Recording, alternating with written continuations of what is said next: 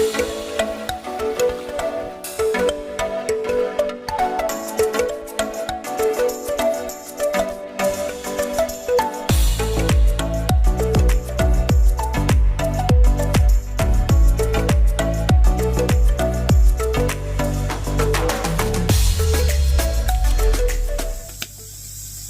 guys, welcome back. Sorry it was a bit short last week, just the weather held me back and I just couldn't get going. We had snow, with hailstone and minus temperatures just about every night and most of the day actually. Luckily this week it's picked up through the day. It's rising to about 10 degrees through the day and then dropping back down to freezing at night again. So I just have to cover up everything after I'm finished. As long as I can keep going, that's the main thing. I'll quickly talk you through what I'm going to be doing on the setup. So I'm going to have two of these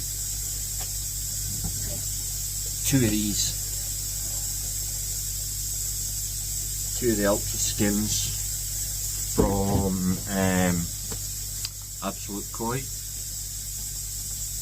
Two of those. I don't know whether to put both of them at one side or one on either end. The only trouble is if I have one on each end, the food's going to be getting pulled in both directions, giving the fish less time to eat the food. So I think I'll probably just put both on the one at the same side and then with the auto feeder fire the food from the skimmer side across the far side of the pond so that it takes a lot longer to come back towards the skimmer, I think. I'll see you once I get them in place anyway. I've got a couple more courses of blocks to do in one of the areas that I'm having the skimmer, so let's get outside and let's get laying some blocks and we'll have a look and see what the skimmer's going to look like once I get the blocks built up a bit. Cheers guys.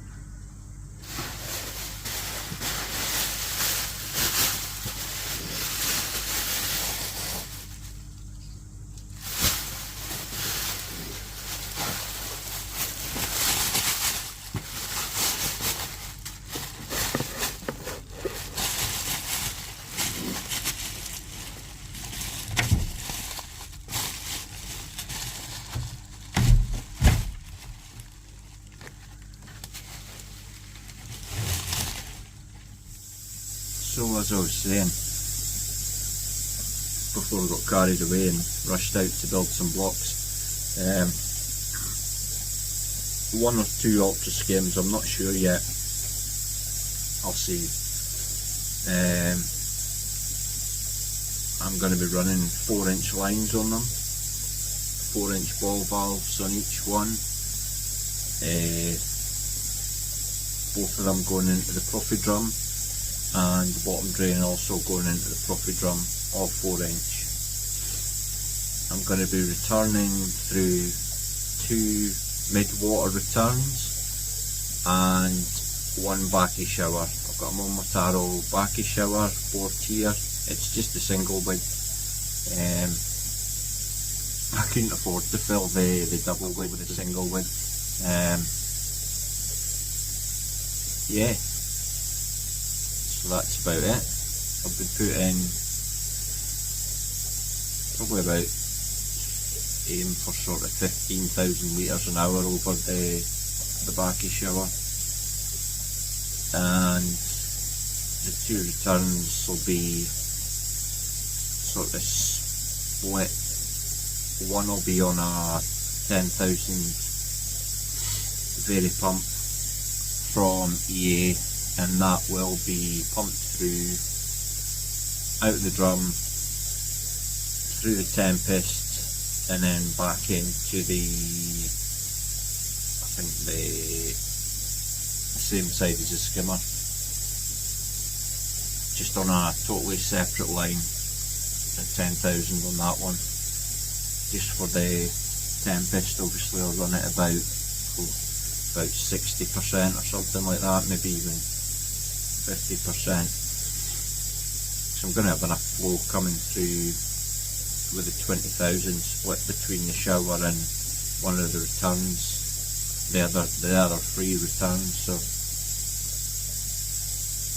I'll not have any problem with settlement or anything like that. If anything, I'll probably have to dial the pumps down just so that it gives the fish a chance to rest. And obviously heating the water, so I'm going to be using, I've already got a 12 kilowatt Thermatech inverter. Got that 2 or 3 years ago from heat pumps for pools. Been very happy with it. Compared to what it costs versus an electric heater, it's crazy. The Thermatech, I would say I probably ran it for 2 years, 2.5 years, with like minimal addition onto the energy bills, and then started to grow on, running a 2 kilowatt cloverleaf heater, and wow, they can drink the juice anyway, that's for sure. It would make more sense to hold off with the grow on once I get the pond up and running. Just whatever I've got in the grow on tank is going to be going out into the pond, and the grow on tank will be shut down. It'll be a backup for like an emergency for sick fish.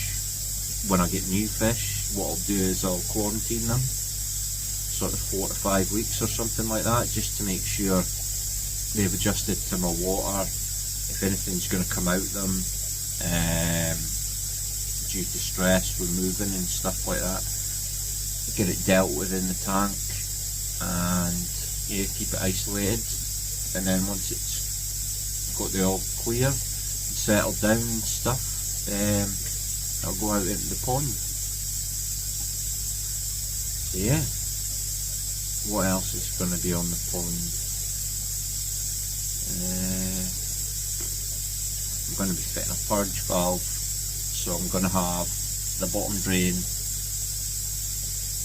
and it's going to tee off from the drum, so I'm just going to tee it off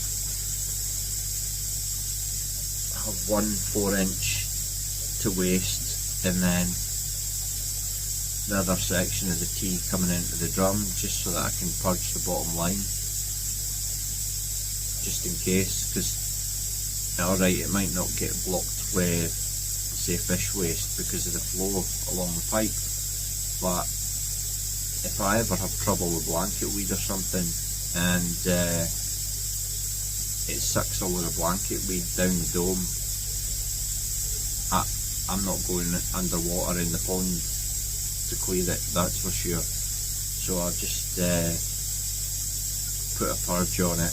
I know I could have put a rodding point in, that's what quite a lot of people have been doing, but why get your hands dirty? Why feed a rod along a pipe? Pull the pipe out, get covered in shit and whatever else. Why not just put a purge valve in, open the tap, close the tap? It's easy as that. I mean, I understand some people can only run a purge valve, a rodding point, just due to sort of the pond level and surrounding area. Some people couldn't go that low with purge valves because of the water table and stuff, so they've had to have their filters up higher. Some people can't get through the bedrock to put their filters at the same level as the pond, so I can understand that. But because I've got the capability with the ground around me and the situation I've got and the way I've got it set up, I might as well put a purge in. There's no point in having the space for it and not using it, so get one of those put in, and hopefully that should cut down on any sort of maintenance and any sort of blockages in the pipeline, especially in the height of summer with like blanket weed. If I'd done a treatment or something, that would be my biggest fear, that. So yeah, what else? Obviously you've seen I'm going to be fiberglassing all the kits here. I've got recommended by Surrey Koi Pond, Stew, East Coast fiberglass. Excellent service. I ordered it, and then I think within sort of 24 hours it was here, so excellent service. They're only an hour down the road from me anyway, just down past Newcastle, so that's quite handy. Try to think of anything else. I think that's about it. Oh, two big blues. I'm going to be running, obviously the tap water here in the Scottish Borders is pretty damn good. The only real thing that's quite high is the chlorine, which is in most people's systems. But I've got a soft water, my KH is 2 and pH is 7.5, and it's consistent like that out the tap all the time, well, I say all the time, for the last, I would say 4 or 5 years, that's all it's ever been. So obviously with the drum using water on the cleaning cycle and stuff like that, I'm just gonna sort of capitalise on the quality of the water that I get out of the tap and just keep a steady trickle going in. I'll be running it through the first big blue will have catalyst carbon. I'll go through that, and then through bone char, just to really polish it.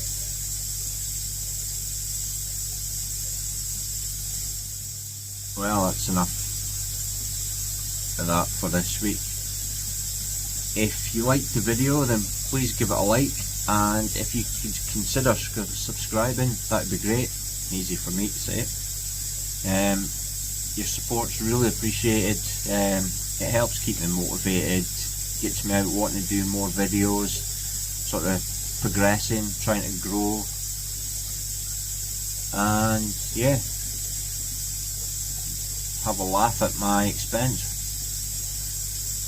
Anyway, thanks for watching, and hope to see you all next week when I should be getting near to finishing, so keep an eye out for that. Until then, take care. JMac Koi out.